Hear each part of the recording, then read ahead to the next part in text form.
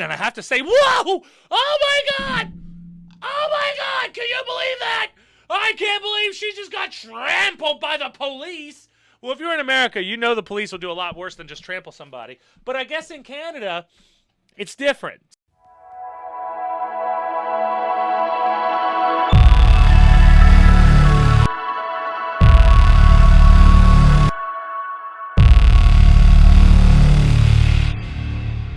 Shit just got real in Canada, guys. Shit just got real. So a week ago, the police set out a warning saying that they have had enough. We're going to get your dumb asses out of here. We don't like you stinky truckers stinking up Ottawa. We're going to make sure that we get you out.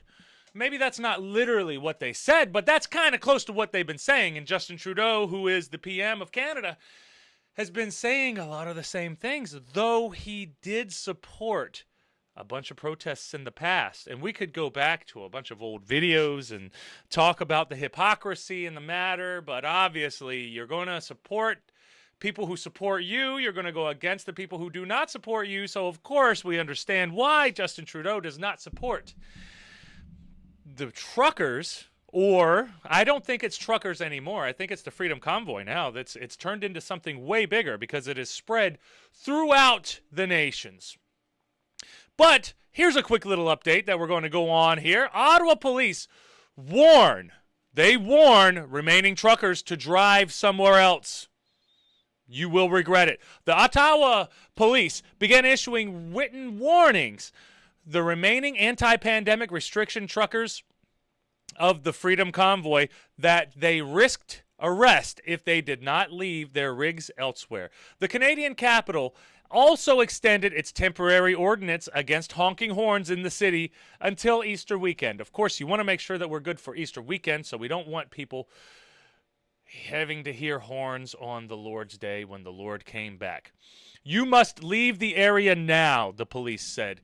Anyone blocking streets or assisting others in the blocking of streets are committing a criminal offense, and you may be arrested. The warnings, which were posted on the internet as well, read.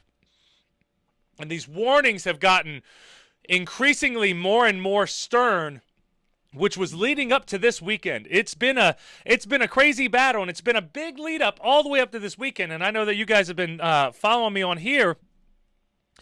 But the Federal Emergencies Act, which is what Justin Trudeau enacted, this is the first time it's ever been enacted in Canadian history, and I think it's only 20 to 30 years old, the law itself.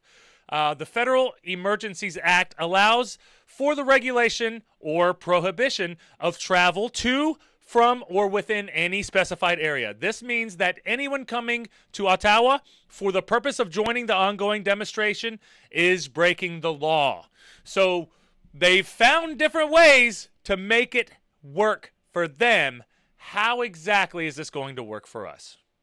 How exactly is this going to work for everyone? Because this right here, not good, not good. We're going to have to get them out. And then there you go. There goes the police ordinance. And we can't really read it too much, but Ottawa police.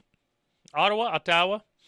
A protester poses with a police notice being handed out by truckers. The number of truckers has gradually started decreasing, and it's been decreasing and decreasing ever since. City officials said only 360 vehicles remained in the city, down from nearly 4,000 trucks beforehand. Truckers received notice from police, leave the area now. This protester says he's not going anywhere. And this was when they started handing them out. Okay, you received this notice today. 3 days ago. You see that they've handed him out. He's not going anywhere. The written notices come a day after Police Chief Peter Slowly resigned. Their police chief resigned. And as soon as their police chief resigned, I had a feeling, I was thinking like, man, if he resigned, there has to be something that he doesn't agree with that they're wanting him to do that he's probably refusing to do. And that exactly seemed to be the case. It seemed to be the case. I don't know. I don't think that anyone's interviewed him since then, but he definitely resigned. And either, was he forcefully resigned? Did he resign on his own? Who knows the actual inner workings of all of this? That guy's probably drunk. He's probably drunk. The Ottawa police are coordinating their response to protests, which earlier this month blocked the Ambassador Bridge. They have not been playing around here in Canada. Elsewhere, police in Manitoba said the last protesters had been cleared from a blockade in Emerson, across from North Dakota, meaning none of Canada's border crossings with its southern neighbor were impeded anymore, and they are happy. And now the police are coming after the protesters. Now, don't think that they don't have a plan for this. They have been planning for this at least over a week. Ever since they realized that they're going to have to do something drastic, they realize they're getting out there and they're going to do it.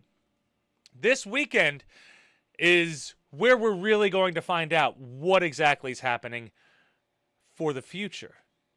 How are the protesters going? Are they going to come back? They've been cleared out. Are they being cleared out? The tactics they're using now has completely changed.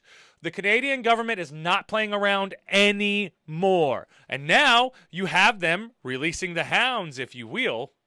If you will, we have them releasing the hounds. Elderly woman with the walker gets trampled by officers on horses.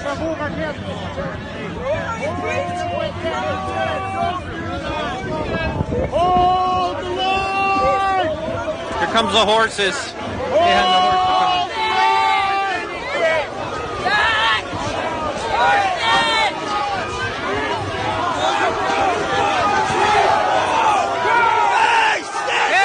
Stand down! Oh my gosh! Oh my goodness! Oh my goodness! Look what you did! Look what you did to her! Look what you did to her! I know. Look what you did to her! You trampled on the lady who is inaccessible! Shame on you! Shame on every one of you! Shame on you! Now, my reaction isn't. I don't mean for it to come off like I'm laughing at the lady getting trampled. I'm not laughing at her at all. I'm laughing at everyone around her taking advantage of the fact that she got trampled and not helping her. Why aren't they helping her? Help her up. Help her up. See what's going on. See what's happening with her. I know politically this is great. We get the police trampling an old lady. Wonderful. I do have to put my acting skills on. And I have to say, whoa! Oh my God! Oh my God! Can you believe that? I can't believe she just got trampled by the police. Well, if you're in America, you know the police will do a lot worse than just trample somebody. But I guess in Canada, it's different. So the Canadians aren't used to dealing with this type of stuff, and I guess that's big news for them. Yeah, they can do that and get away with it. Isn't that funny and cute? Moving on now. Here they go, beating up another protester. And I got this one from Mr. Sunshine Baby, which has had a lot of really good updates on the protests in Canada.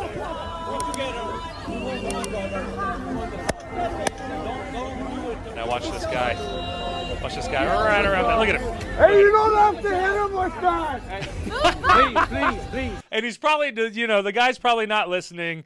The cop's probably been out there in sub-zero temperatures, pissed off as hell.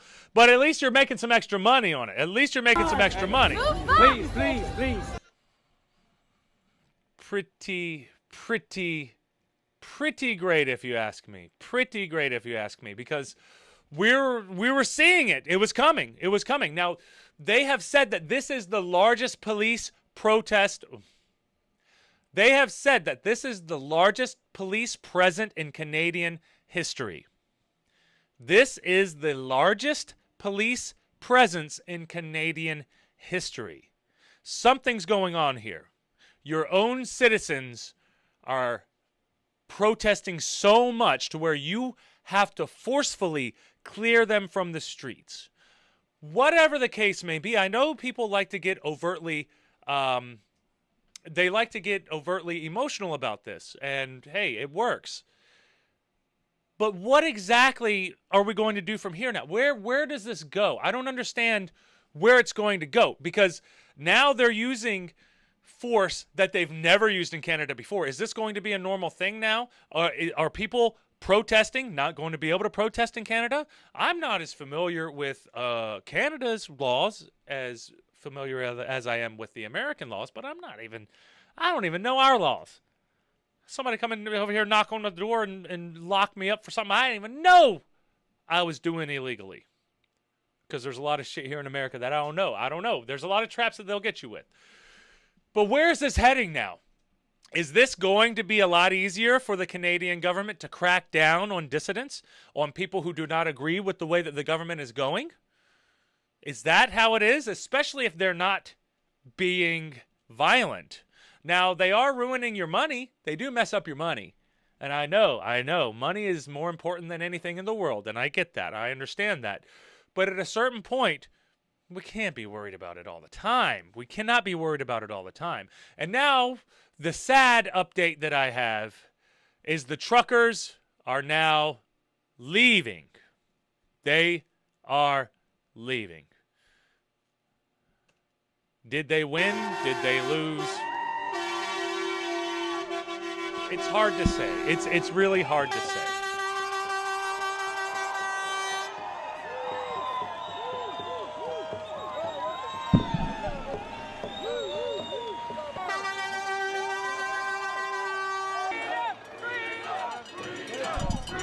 So the last of the trucks are being cleared out. Right now, people are trying. The last of the trucks are leaving. There were snipers.